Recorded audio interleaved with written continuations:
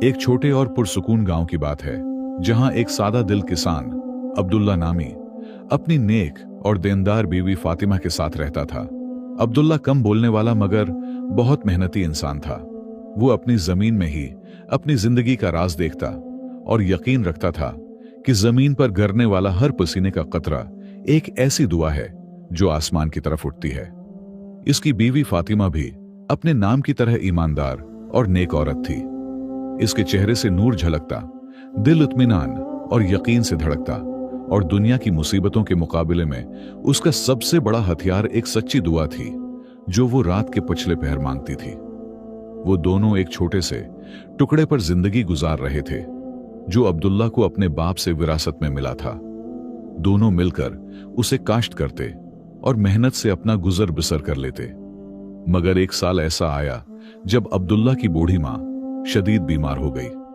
उसके इलाज के लिए बहुत पैसे दरकार थे। अब्दुल्ला ने एक लम्हे की भी ताखीर न की। उसने अपनी छोटी सी जमीन, जो उसके बाप दादा की निशानी थी, बेच डाली और सारा पैसा अपनी मां के इलाज पर लगा दिया। अल्लाह ने उसकी मां को शफा दी और अब्दुल्ला बेहद खुश हुआ। लेकिन जमीन के बिछड़ने का दुख उसके दिल को चीर गया। जमीन बेचने के बाद इसके पास सिर्फ इतना पैसा बचा जो किसी अच्छी जमीन के लिए काफी न था। आखिरी हल यह था कि वो गांव की आम जमीनों में से एक टुकड़ा खरीद ले। वो जमीन जिसके करीब नस्लों से कोई किसान जाने की हिम्मत नहीं करता था। ये जमीन गांव के शमाली किनारे पर वाक़ थी और सब उसे अर्ज़ हलाक, तबाही की जमीन के नाम से जानते थे। वो एक बंजर, पथरीली और नमकीन जमीन थी जिस पर सिर्फ बच्चों जैसे कांटेदार झाड़ उगते थे। गांव के बूढ़ों ने उसे समझाया कि वो जमीन जन्नत से मस्कून है, इज़्ज़त से मलून है। मगर जब अब्दुल्लाह ने ऐलान किया कि वो अपनी बाकी रकम से यही जमीन खरीदेगा, तो पूरा गांव उस पर हंस पड़ा और उसका मजाक उड़ाने लगा।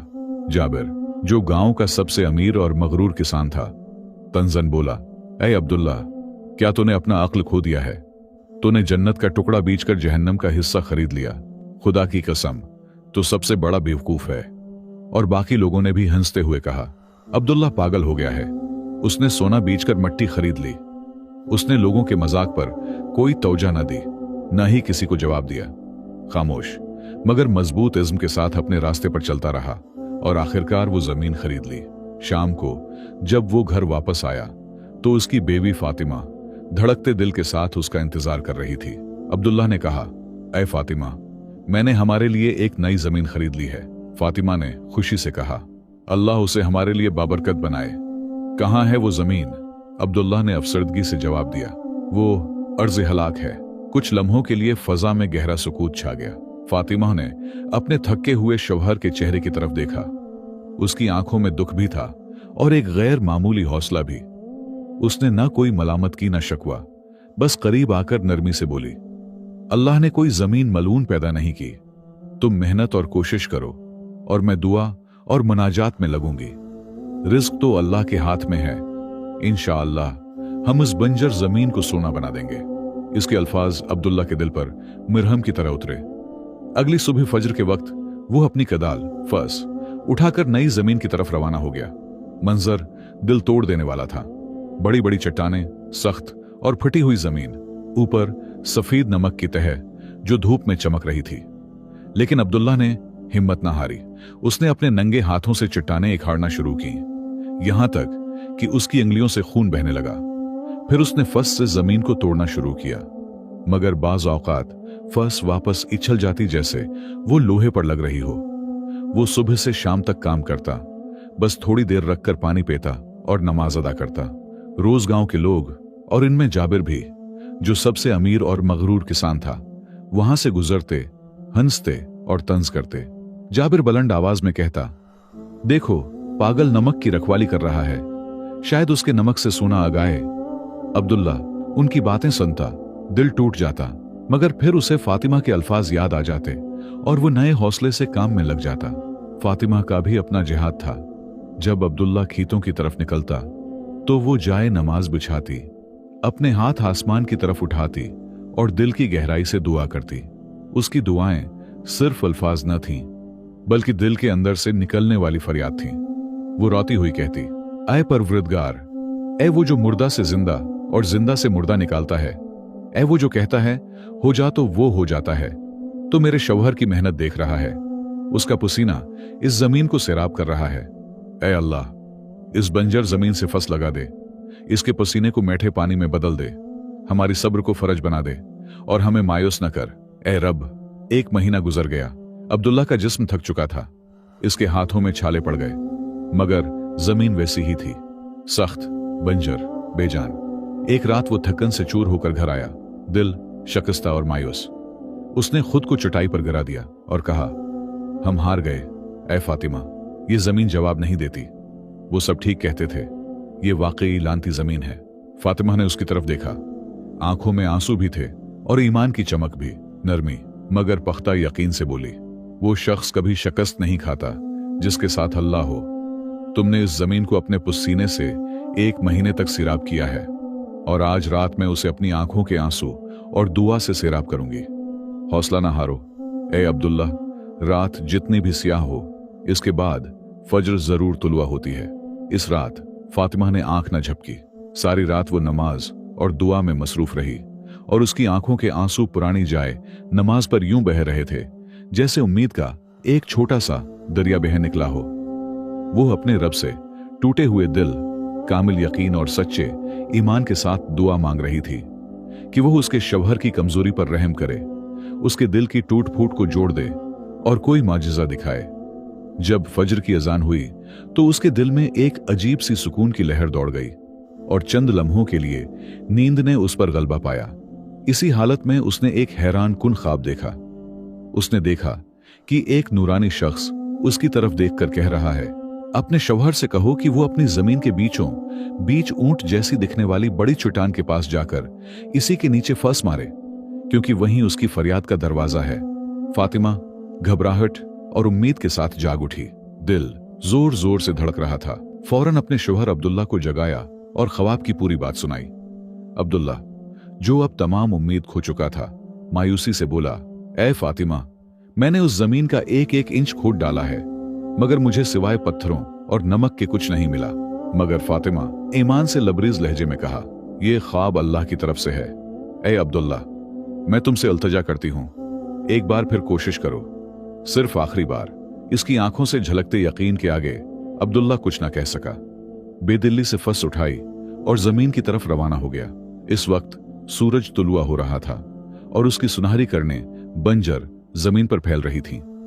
वो चलता गया, यहां तक कि खीत के बीच पहुंचा जहां वो बड़ी चट्टान थी, बिल्कुल वैसी जैसे ख्वाब में बयान की गई थी, ऊंट की तरह जमीन पर जमी हुई।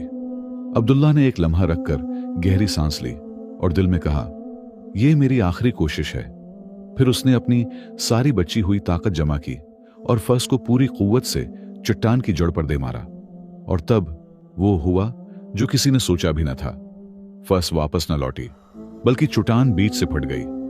जमीन की गहराइयों से गर्जदार आवाज उठी, जैसे कोई दरिया अपने कैद खाने से आजाद हो रहा हो। चंद लम्हों बाद चट्टान के सीने से एक चश्मा फूट निकला, शफ्फाफ, ठंडा और चांदी की तरह चमकता हुआ पानी। ऐसा पानी गांव वालों ने अपनी पूरी जिंदगी में नहीं देखा था। वो आम पानी नहीं था, बल्कि चमकती हुई चांदी जैसा सयाल था जो सूरज की किरणों में चमक रहा था।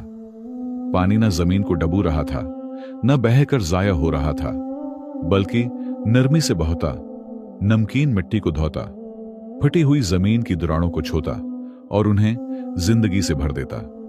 जहां जहां वो गुजरता, जमीन इसी लम्हे जवाब देती। छोटे छोटे सब्ज कौंपलें फूटने लगते हैं, जैसे जमीन के अंदर जिंदगी छुपी बैठी हो और रहमत के एक कतरे का इंतजार कर रही हो। अब्दुल्ला दौड़ता हुआ गांव की तरफ आया। उसके चेहरे पर हैरत, खुशी और यकीन सब एक साथ झलक रहे थे। वो पूरी आवाज से चीख रहा था, पानी, पानी, मेरी जमीन से पानी फूट निकला है। गांव वाले ये शोर सुनकर हैरान रह गए और सब अपने काम छोड़कर भागे। उनके आगे आगे वही जाबिर था, अमीर, मगरूर किसान। सबको लगा शायद अब्दुल्ला बिल्कुल पागल हो गया है। मगर जब वो अर्ज़ हलाक तक पहुंचे तो जो मंजर उन्होंने देखा उसने सबको पत्थर का बना दिया। उनकी आंखों के सामने वो बंजर मुर्दा जमीन एक चमकते चश्मे के गर्द सरसब्ज जंत में बदल चुकी थी। चांदी जैसा पानी बह रहा था और उसके उर्द गर्द नरम सब्ज घास, फूल, पौधे और ताजा कौंपलें उग रही थीं, जैसे जमीन ने बरसों की नींद के बाद जिंदगी की सांस ली हो। अब्दुल्ला सजदे में गिर गया, अल्लाह का शुक्र अदा किया, फिर चश्मे से पानी पिया और उसके जिस्म में एक नई तवानाई दौड़ गई। सारी थकन, सारा दुख मिट गया। इसी लम्हे फातिमा भी वहां पहुंची।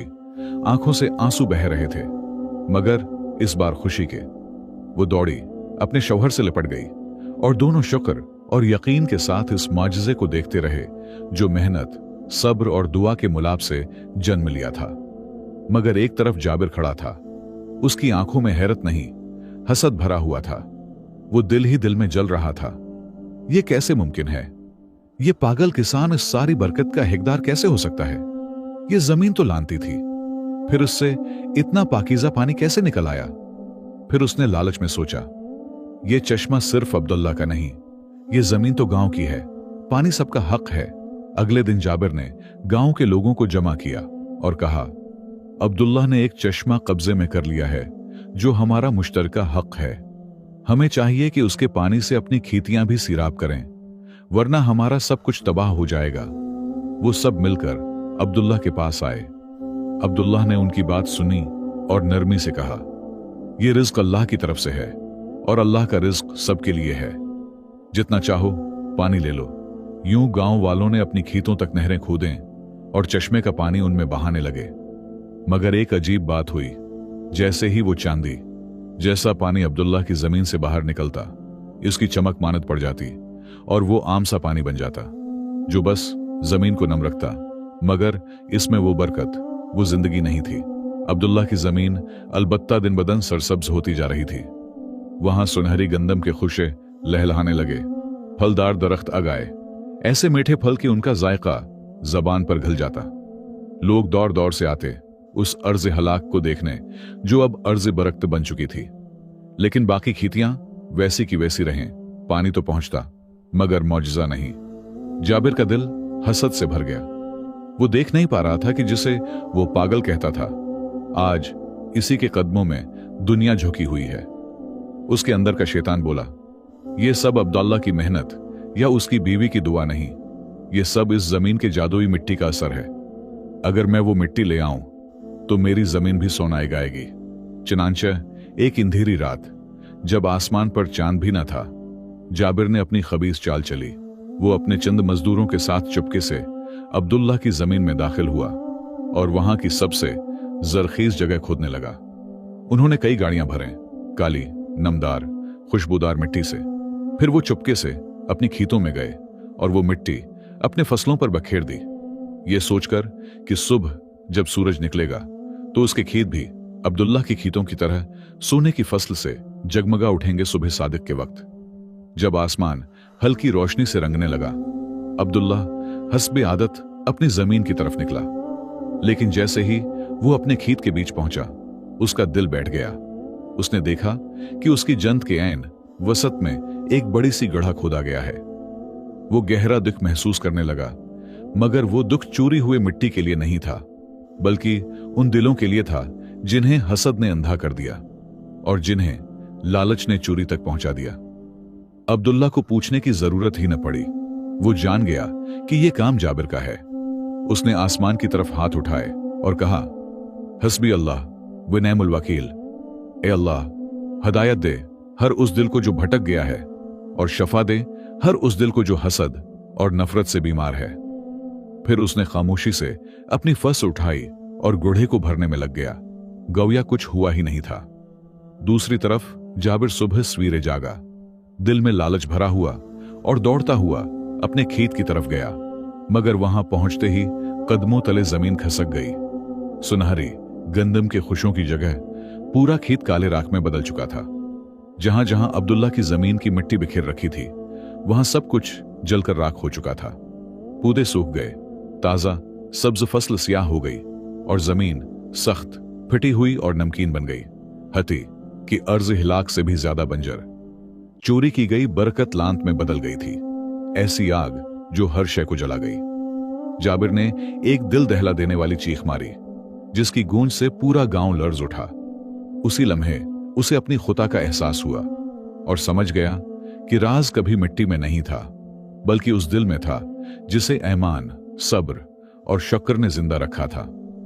जब अब्दुल्ला तक ये खबर पहुंची तो वो न खुश हुआ न मगरूर, बल्कि उसके दिल में जाबिर के लिए तरस जागा।